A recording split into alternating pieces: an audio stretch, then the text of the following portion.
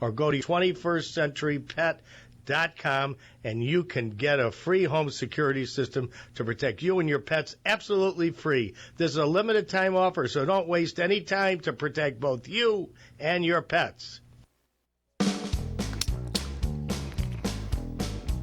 Welcome back to the show. Fred Dreyer sitting here with you solo.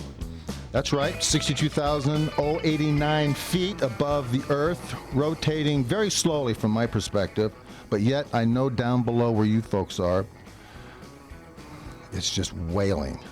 It's spinning like crazy. Sometimes you think that there's no stopping it.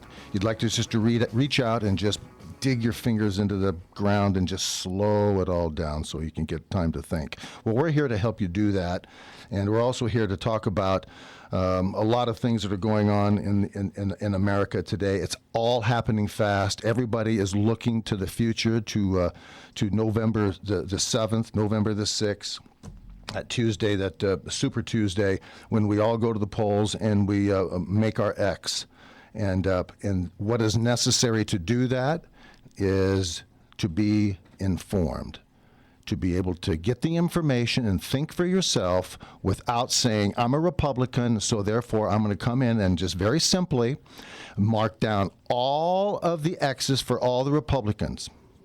And so that's not the one thing that you want to do. You want to be able to think it through. We have a Republican, Dick Lugar, who was a senator from Indiana. He got hammered. And it's just wonderful. Richard Murdoch came in, the Tea Party guy, very conservative guy, right of center where the Constitution is, and he came in and punched out Dick Lugar. Thank God, get rid of this guy. This guy was a budding, flowering, liberal, and we got to get him out of there. And as you know, a lot of you have heard me say that the one thing that's necessary is to clean up our own house first before we go outside and organize ourselves and go after the bad guys. And I say bad guys because these are people here who are very serious about taking your freedom and liberty away. And I don't, and I know you don't either. I do not take that lightly. But we're going to get into a lot of this stuff with you. But first of all, I want to pay attention to the subject that I think is near and dear to all ex-NFL players. When one of their own passes on and has fallen prey to such a terrible state of mind to take your own life, as Junior Seau did last week in San Diego, in Oceanside, actually. And Junior was a friend of mine. I was not close with him, but we're all part of a fraternity, and we all know one another. We all know what each other's work. I did not play in the same era and the same time that Junior played.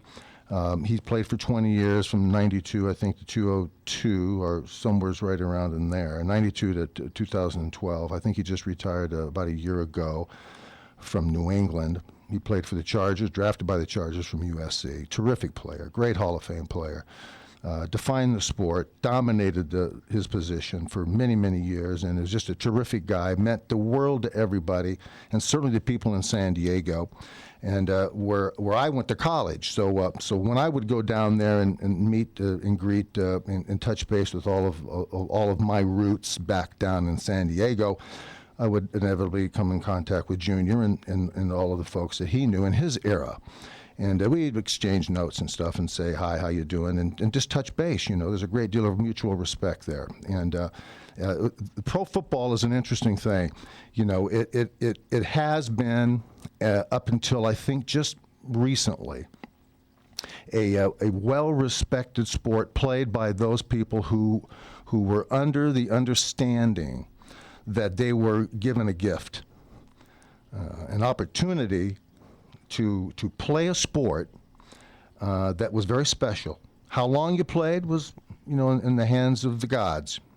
And what you did with that opportunity is certainly autobiographical to how you saw life and your role and your responsibilities of your job description.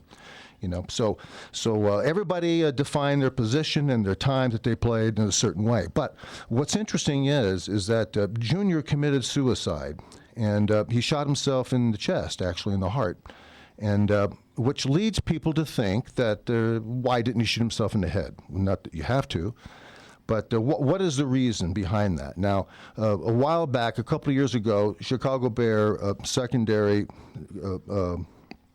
safety cornerback Dave Duerson shot himself in the chest. And he left a note saying, "Please look at my brain." And they did, and sure enough, he had post-concussion syndrome. The brain was battered, and there were literally dead spots in the brain. Now, I speak about this because I had my CAT scan done a couple of years ago down in Newport Beach with Dr. Amen at his clinic. And I was part of a 100-player football in-depth, I guess, a cross-section of football players that were tested and evaluated and treated. And part of my treatment was, after they found out I had like 7 spots on my head where I had concussions, and as you get older, especially when your hormone levels start to drop naturally, and you lose the testosterone, you lose your body chemistry, and so whatever is wrong with your head, whatever concussions, whatever problems you're having, are magnified. So as you get older and lose your testosterone, as you get older, it magnifies and it speeds up the age of your brain. And so there's a lot of young players, Junior was 43, who could possibly have an older type of a brain, a brain that is prematurely aging.